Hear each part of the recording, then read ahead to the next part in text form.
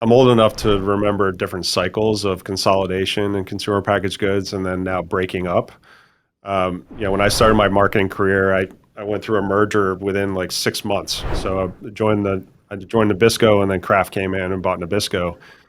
And a lot of times the consolidation obviously makes a ton of sense because you're able to leverage synergies across portfolios of brands, leverage marketing, leverage relationships, and leverage with customers to be able to drive costs out of the system, improve margins, improve cash flows, and that drives shareholder value. Uh, I think the breaking up of companies is an admission of failure of that a lot of times. And While I think it's important to note that the most strategically focused businesses are most successful because they're able to allocate resources in the most efficient and effective way.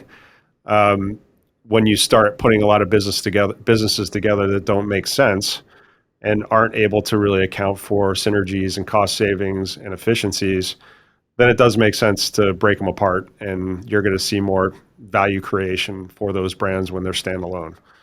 And I think that's what we're seeing now. We're seeing the opposite of the we're going to put a bunch of companies together into a conglomerate, be able to take all these costs out and be able to save a ton of money, drive more cash flow, which will drive shareholder value. And I think there's a realization now that the more focused companies that do things really well and have a competitive point of difference, and they're able to leverage that in all of their efforts across the supply chain, across their operations, across their marketing to drive a lot of efficiency and effectiveness against certain targets in certain categories.